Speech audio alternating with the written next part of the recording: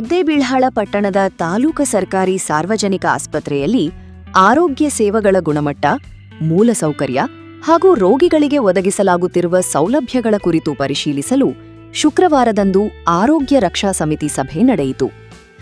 ಸಭೆಯ ಅಧ್ಯಕ್ಷತೆ ವಹಿಸಿದ್ದ ವಿಜಯಪುರ ಜಿಲ್ಲಾ ಉಪವಿಭಾಗಾಧಿಕಾರಿ ಎಸಿ ಗುರುನಾಥ ದಡ್ಡೆಯವರು ಆಸ್ಪತ್ರೆಗೆ ಭೇಟಿ ನೀಡಿ ಸುದೀರ್ಘ ಪರಿಶೀಲನೆ ನಡೆಸಿದರು. ರೋಗಿಗಳ ಆರೋಗ್ಯ ವಿಚಾರಣೆ ಮತ್ತು ವಾರ್ಡ್ಗಳ ಪರಿಶೀಲನೆ. ಆಸ್ಪತ್ರೆಯ ವಿವಿಧ ವಾರ್ಡ್ಗಳಿಗೆ ಖುದ್ದಾಗಿ ಭೇಟಿ ನೀಡಿದ ಉಪವಿಭಾಗಾಧಿಕಾರಿಗಳು ಚಿಕಿತ್ಸೆ ಪಡೆಯುತ್ತಿರುವ ರೋಗಿಗಳೊಂದಿಗೆ ನೇರವಾಗಿ ಮಾತನಾಡಿ ಆರೋಗ್ಯ ವಿಚಾರಿಸಿದರು. ಆಸ್ಪತ್ರೆಯಲ್ಲಿ ಸಿಗುತ್ತಿರುವ ವೈದ್ಯಕೀಯ ಸೇವೆ, ಸೌಲಭ್ಯಗಳು, ಉಚಿತ ಔಷಧ ವಿತರಣೆ ಹಾಗೂ ಸಿಬ್ಬಂದಿಯ ನಡವಳಿಕೆ ಕುರಿತು ರೋಗಿಗಳಿಂದ ಮಾಹಿತಿ ಪಡೆದುಕೊಂಡರು. ಮುಂದುವರಿದು ತುರ್ತು ನಿಗಾ ಘಟಕ, ಐಸಿಯು, ಹೆರಿಗೆ ವಾರ್ಡ್, ಸ್ಕ್ಯಾನಿಂಗ್ ಹಾಗೂ ಎಕ್ಸ್ರೇ ಯಂತ್ರಗಳ ಕಾರ್ಯನಿರ್ವಹಣೆಯನ್ನು ವೀಕ್ಷಿಸಿದರು. ಔಷಧ ಲಭ್ಯತೆ ಮತ್ತು ಆಡಳಿತಾತ್ಮಕ ಸೂಚನೆಗಳು. ಸರ್ಕಾರದಿಂದ ಉಚಿತವಾಗಿ ಪೂರೈಕೆಯಾಗುವ ಅಗತ್ಯ ಔಷಧಿಗಳು ಆಸ್ಪತ್ರೆಯ ಫಾರ್ಮಸಿಯಲ್ಲಿ ಲಭ್ಯವಿವೆಯೇ ಎಂಬುದನ್ನು ಖುದ್ದಾಗಿ ಪರಿಶೀಲಿಸಿದ ಉಪವಿಭಾಗಾಧಿಕಾರಿಗಳು ಮಾಧ್ಯಮಗಳೊಂದಿಗೆ ಮಾತನಾಡಿ, ತಾಲೂಕು ಆಸ್ಪತ್ರೆಯಲ್ಲಿ ಯಾವುದೇ ರೀತಿಯ ಔಷಧಗಳ ಕೊರತೆಯಿಲ್ಲ.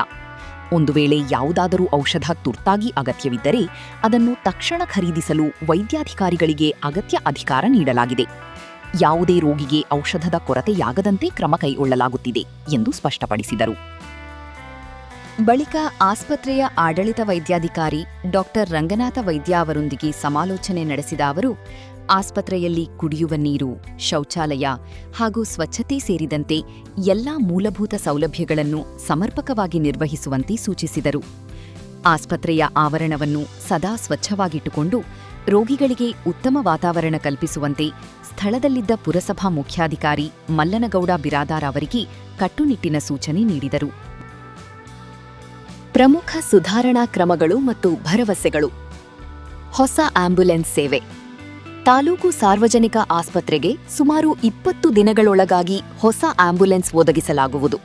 ಇದರಿಂದ ತುರ್ತು ಚಿಕಿತ್ಸಾ ಸೇವೆ ಮತ್ತಷ್ಟು ಪರಿಣಾಮಕಾರಿಯಾಗಲಿದೆ ಎಂದು ಎಸಿ ತಿಳಿಸಿದರು. ಖಾಸಗಿ ಆಂಬ್ಯುಲೆನ್ಸ್ ಹಾವಳಿಗೆ ಬ್ರೇಕ್. ಖಾಸಗಿ ಆಂಬ್ಯುಲೆನ್ಸ್ಗಳು ರೋಗಿಗಳನ್ನು ಆಸ್ಪತ್ರೆಗೆ ಕರೆತಂದ ನಂತರ ಆಸ್ಪತ್ರೆ ಆವರಣದಲ್ಲಿ ಅನಗತ್ಯವಾಗಿ ನಿಲ್ಲಿಸದೆ ತಕ್ಷಣವೇ ಹೊರಹೋಗುವಂತೆ ವೈದ್ಯಾಧಿಕಾರಿಗಳು ಕಟ್ಟುನಿಟ್ಟಿನ ಸೂಚನೆ ನೀಡಬೇಕು. ಇದರಿಂದ ತುರ್ತು ವಾಹನಗಳ ಸಂಚಾರಕ್ಕೆ ಯಾವುದೇ ಅಡಚಣೆಯಾಗುವುದಿಲ್ಲ ಎಂದು ಸಭೆಯಲ್ಲಿ ಅಭಿಪ್ರಾಯಪಡಲಾಯಿತು. ಸಿಬ್ಬಂದಿ ನೇಮಕಾತಿ. ವೈದ್ಯರ ಕೊರತೆ ನಿವಾರಣೆಗೆ ಸಂಬಂಧಿಸಿದ ಇಲಾಖೆಯ ಗಮನಕ್ಕೆ ವಿಷಯ ತರಲಾಗಿದ್ದು, ಶೀಘ್ರದಲ್ಲೇ ಸಮಸ್ಯೆ ಬಗೆಹರಿಯುವ ವಿಶ್ವಾಸವಿದೆ ಎಂದರು.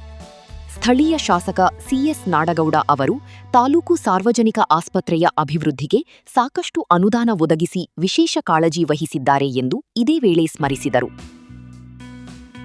ಪುರಸಭೆ ಸಹಕಾರ. ಪುರಸಭೆ ಮುಖ್ಯಾಧಿಕಾರಿ ಮಲ್ಲನಗೌಡ ಬಿರಾದಾರ ಮಾತನಾಡಿ, ಆಸ್ಪತ್ರೆ ಆವರಣದ ಸ್ವಚ್ಛತೆ ಕುರಿತು ಪುರಸಭೆ ವತಿಯಿಂದ ನಿರಂತರ ನಿಗಾ ವಹಿಸಲಾಗುತ್ತಿದೆ. ಅಲ್ಲದೆ ಪುರಸಭೆ ವತಿಯಿಂದ ನಮ್ಮ ಕ್ಲಿನಿಕ್ ಯೋಜನೆಗೆ 15 ಲಕ್ಷ ರು ಅನುದಾನ ಮಂಜೂರು ಮಾಡಲಾಗಿದೆ ಎಂದು ಮಾಹಿತಿ ನೀಡಿದರು. ಉಪವಿಭಾಗಾಧಿಕಾರಿಗಳ ಗಮನ ಸೆಳೆದ ಮಾಧ್ಯಮ ಪ್ರತಿನಿಧಿಗಳು. ಇದೇ ಸಂದರ್ಭದಲ್ಲಿ ಸ್ಥಳೀಯ ಮಾಧ್ಯಮ ಪ್ರತಿನಿಧಿಗಳು ಆಸ್ಪತ್ರೆಯ ಹಲವು ಪ್ರಮುಖ ಸಮಸ್ಯೆಗಳ ಕುರಿತು ಉಪವಿಭಾಗಾಧಿಕಾರಿಗಳ ಗಮನ ಸೆಳೆದರು. ಆಸ್ಪತ್ರೆಗೆ ಬರುವ ರೋಗಿಗಳ ಸಂಖ್ಯೆ ಹೆಚ್ಚಿರುವುದರಿಂದ ಹೆಚ್ಚುವರಿಯಾಗಿ 2 ಒಪಿಡಿ ಕೌಂಟರ್ಗಳ ಅವಶ್ಯಕತೆಯಿದೆ. ಆಸ್ಪತ್ರೆಯ ಪಕ್ಕದಲ್ಲಿರುವ ಹಳೆಯ ಕ್ವಾರ್ಟರ್ಸ್ ಜಾಗದಲ್ಲಿ ವೈದ್ಯರು ಮತ್ತು ಆರೋಗ್ಯ ಸಿಬ್ಬಂದಿಗೆ ನೂತನ ವಸತಿಗೃಹಗಳನ್ನು ನಿರ್ಮಿಸಿಕೊಟ್ಟರೆ ರೋಗಿಗಳಿಗೆ ತುರ್ತು ಸಮಯದಲ್ಲಿ ಸೂಕ್ತ ಚಿಕಿತ್ಸೆ ನೀಡಲು ಸಹಕಾರಿಯಾಗುತ್ತದೆ. ಎಂಎಲ್ಸಿ ಪ್ರಕರಣಗಳ ದಾಖಲಾತಿ ಸುಲಭವಾಗಿಸಲು ಆಸ್ಪತ್ರೆಯಲ್ಲಿ ಪೊಲೀಸರನ್ನು ನಿಯೋಜಿಸಬೇಕು. ಕೆಲವು ವ್ಯಸನಿ ಯುವಕರು ಆಸ್ಪತ್ರೆ ಸಿಬ್ಬಂದಿ ಹಾಗೂ ವೈದ್ಯರೊಂದಿಗೆ ಅನವಶ್ಯಕವಾಗಿ ದುರ್ವರ್ತನೆ ತೋರುತ್ತಿರುವುದರಿಂದ ಆಸ್ಪತ್ರೆಯಲ್ಲಿ ಭದ್ರತೆ ಕಾಪಾಡುವ ಉದ್ದೇಶದಿಂದ ಸೂಕ್ತ ಪೊಲೀಸ್ ಭದ್ರತೆ ಒದಗಿಸಬೇಕು ಎಂದು ಒತ್ತಾಯಿಸಿದರು.